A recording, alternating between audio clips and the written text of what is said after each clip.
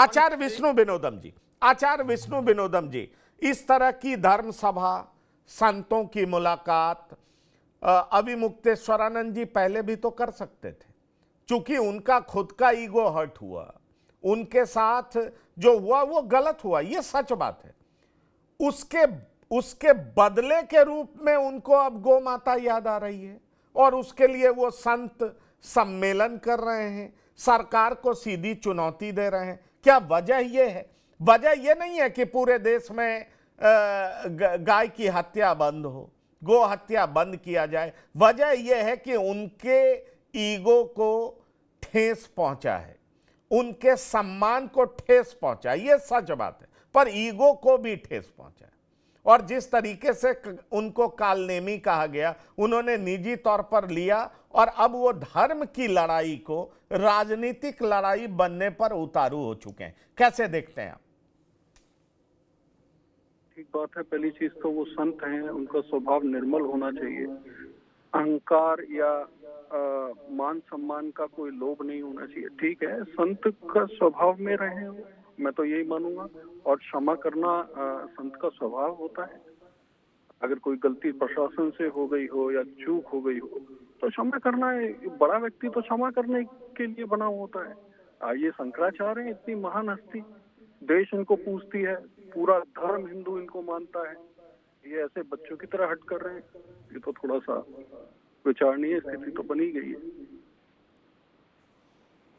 आलोक पांडे जी, मुश्किल में है सरकार, ये बहुत बड़ी चुनौती है। एक तो यूजीसी, भयानक कंफ्यूजन, कोर वोट बैंक में बहुत बड़ी उदासी, और दूसरी तरफ शंकराचार्य के मुद्दे का तूल पकड़ना, ये भी ये बताता है कि किस तरीके से बीजेपी के भीतर असंतोष और कुछ नेताओं के इस्तीफे जैसी स्थिति उत्पन्न हो गई है, जिससे सरकार के छवि को नुकसान पहुंच रहा है। आप कैसे देखते हैं इसको? पंकज जी, सरकार की छवि को तो बहुत नुकसान पहुंचे ही है। जैसे मैं छोटा था और मेरी दादी में और मेरी मम्मी में कभी लड़ाई हो जाती थी, तो उस लड़ाई में मम्मी मुझे बहुत पीटती थी। तो मुझे लगता था मम्मी मुझे क्यों मारे, थप्पड़ पे थप्पड़, थप्पड़ पे थप्पड़। तो मुझे ये समझ नहीं आ रहा है तो मम्मी और मेरी दादी के बीच की सास बहू की लड़ाई थी। सरकार को सवर्णों से क्या दिक्कत है कि थप्पड़ पे थप्पड़? पहले शंकराचार्य की एडी के ऊपर लाठीचार्ज, फिर वो यूजीसी, फिर शंकराचार्य कैसे हो, तब इतने थप्पड़ क्यों मार रही है सरकार? उसका कोर वोट बैंक, तब हमने ऐसी कोई राजनीतिक दल नहीं देखा। आप समाजवादी पार्टी से उम्मीद करें को मुसलमानों के लिए कुछ कह दे, तो कोर वोट बैंक है। अगले चादो गलत में भी मुसलमानों के साथ खड़े रहते हैं। यहाँ भारतीय जनता पार्टी अपने कोर वोट बैंक को ऐसे थप्पड़ आती है नया वोट बैंक बनाने के लिए, या और क्या ऐसा अंदर चल रहा है जिसके कोप का भाजन भारतीय जनता पार्टी को सवर्ण, जो माना जाता है मोटे तौर पर कि बड़ी मात्रा में सवर्ण वोट भारतीय जनता पार्टी को कांग्रेस के बाद वोट देता है, और ये इतना मजबूत वोट है उसका कि कितने भी दल आए और गए, लेकिन भारतीय जनता पार्टी को उसने नहीं छोड़ा।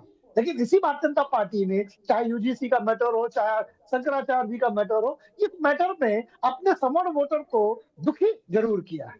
अब देखना यह है कि सर्वोच्च न्यायालय के इस रुकावट के बाद, सर्वोच्च न्यायालय की इन टिप्पणियों के बाद में भी क्या भारतीय जनता पार्टी, जो डैमेज हो चुका है सवर्ण वोट, आप मान के चलिए ये तो संभव ही नहीं है।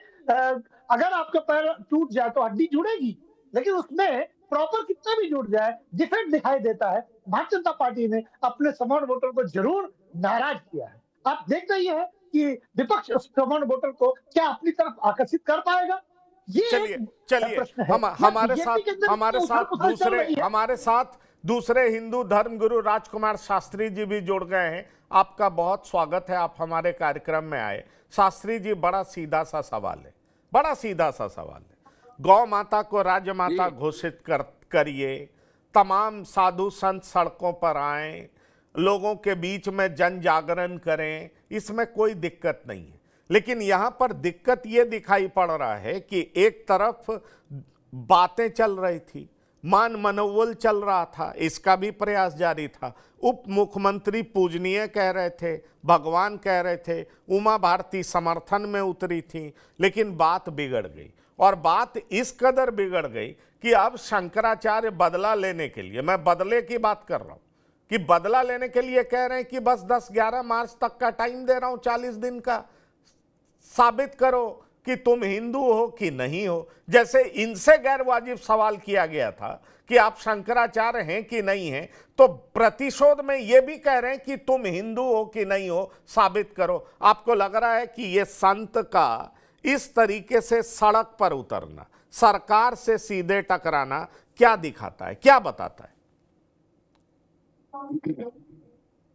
देखिए एंकर महोदय, बहुत सारी बातें कहने की हैं और बहुत सारी बातें सोचने की हैं।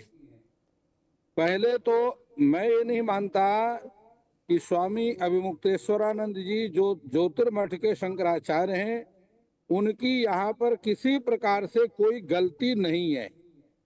वह सामान्य रूप से गंगा स्नान के लिए जा रहे थे। मैं आपसे गंगा सहमत स्नान हूं, से मैं आपसे उनको रोका सहमत हूं। गया।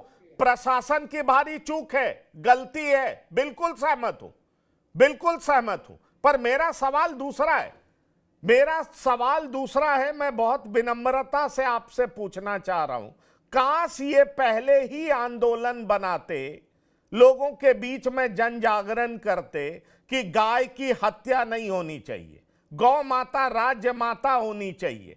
इसके लिए वो लगातार सड़कों पर उतरते, लोगों के बीच में जाते, आंदोलन मत करते, जन जागरण करते, क्योंकि ये संत है। मेरा सवाल ये है कि वो इस वजह से योगी सरकार से बदला ले रहे हैं। मैं सीधा सवाल आपसे ये पूछना चाह रहा हूं। महाराज जी आप बोलें। आपका सवाल बहुत उत्तम है, लेकिन यहाँ पर जो जन आंदोलन की स्थिति पैदा हुई, यह आपको सोचना पड़ेगा कि इसका कारण कौन है। यह स्वामी ज्योतिर्मठाधीश स्वामी अभिमुक्तेश्वरानंद जी का अकेला आज का आंदोलन नहीं है। यह स्वामी करपात्री जी की महाराज जी के समय से चल रहा है। सरकारें आती गई, बदलती गई, आंदोलन नहीं बदला। श्रृंगेरी पीठा के जगत गुरु शंकराचार्य जी ने अपना दंड और छत्र का त्याग किया हुआ है, आपको मालूम होना चाहिए। नहीं, मुझे मालूम है, मुझे मालूम है महाराज जी मुझे मालूम है। लेकिन मैं हैरान इस बात से हूं कि जिन लोगों ने लाठियां बरसाई 1966 में, उन्हीं का समर्थन ले रहे हैं, उन्हीं की मदद ले रहे हैं, वही आपका आंसू पोंछ रहे हैं। ये किससे समर्थन ले रहे हैं, किसके? मुझे माफ करिएगा, मुझे जो समझ है, आप अगर मुझे समझा दें तो मैं समझ लूंगा। मुझे ये धार्मिक यात्रा कम, धार्मिक जन जागरण कम, और ये मुझे राजनीतिक जन जागरण ज्यादा दिखाई पड़ता है, राजनीतिक बदला ज्यादा दिखाई पड़ता है। आप बोले, आपका स्वागत है जी। देखिए, मैं आपको बतलाऊं कि ये इसमें कोई संतों की तरफ से कोई राजनीति नहीं है, लेकिन जब जब देश पर संकट आया है तो संतों को उसे आगे आकर के पुरजोर सरकार का विरोध करते रहे। ये कोई आज की ताजा बेन और प्रथु के समय भी ऋषियों ने राज सत्ता का विरोध किया।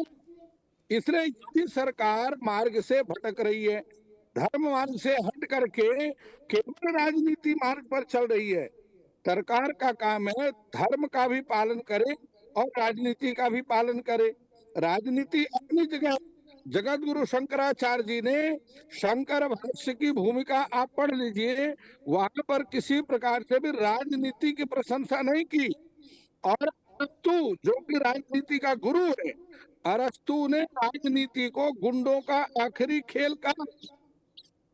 इसलिए यहाँ पर आप शंकराचार्य जी को राजनीति से मत जोड़िए। उनका तो एक आंदोलन है, धर्म का आंदोलन है, और वो चाहते हैं कि सरकार धर्म मार्ग पर चले। सरकार जिस संविधान की बात कर रही है, मैं आपसे पूछता हूँ, संविधान तो 1950 में बना, इससे पहले भी तो कोई संविधान था? उससे पहले संविधान कौन था? हमारी स्मृतियां, हमारे वेद। इसलिए जब आधुनिक संविधान को पा करके आप प्राचीन संविधान को दरकिनार नहीं कर सकते हैं। प्राचीन संविधान के बगैर भारत भूमि में, इस भारत देश में आप सत्ता में रह नहीं सकते। इसलिए मुझे सरकार को समझना पड़ेगा और विशेष रूप से योगी जी को समझना पड़ेगा, क्योंकि योगी जी इस मार्ग को जानते हैं। एक तो वह व्यक्ति है जो इसको जानता ही नहीं है, लेकिन जो व्यक्ति जानता है और जान करके भी वह गलती कर रहा है, उसको समझाने का काम, समाज को समझाने का काम, सरकार को समझाने का काम समय समय पर इस भारत भूमि में रहने वाले ऋषि मुनि मठाधीशों ने, शंकराचार्यों ने किया। और इसी मार्ग का अनुसरण स्वामी मुक्तेश्वरानंद जी कर रहे हैं। इसलिए यहाँ पर ये कहना कि शंकराचार्य जी या संत महात्मा जो आश्रमों के रहने वाले दंडी स्वामी हैं, या कोई राजनीति कर रहे हैं, वह गलत है। उनकी कोई राजनीति से कोई लेना देना नहीं है और ना ही उनकी कोई राजनीतिक अपेक्षा है। वह तो समाज के लिए, समाज के हित के लिए, देश के हित के लिए काम कर रहे हैं और इसी के लिए उन्होंने अपना सर्वस्व त्याग किया है। अन्यथा राष्ट्र धर्म पहला है, यह स्वामी सभी संतों के लिए, योगी जी स्वयं इस बात को कहते हैं कि पहले राष्ट्र धर्म है। तो राष्ट्र धर्म का पालन करना, महाराज जी, राजकुमार शास्त्री जी, राजकुमार शास्त्री जी, राजकुमार शास्त्री जी, राजकुमार शास्त्री जी, राजकुमार शास्त्री जी, मैं आपके पास आ रहा हूं, मैं आपके पास आ रहा हूं। मेरे पास बहुत सारे सवाल हैं और सवाल आपके खिलाफ नहीं है, अन्य धर्माचार के खिलाफ नहीं है, पर इनके लिए जरूर है। इनके लिए जरूर इसलिए भी है क्योंकि अक्सर ये पॉलिटिकल मैटर्स पर भी बोलते रहे। शेख हसीना भारत आई, उसका भी इन्होंने विरोध किया, इस बात को आप जान लीजिए। तो राजनीतिक मसलों पर बोलने का इनकी आदत रही है। कुछ तो सस्ता लो, सब बढ़िया लो, इसमें क्या खास बात है? थोड़े में ज्यादा स्वाद, यही तो है इसकी खास बात। दादी के हाथों का जादू और खुशबू से महकता घर, माँ की मुस्कुराहट और खाने की सुगंध। MDH गरम मसाला, क्योंकि हर रिश्ता है स्वाद से जुड़ा।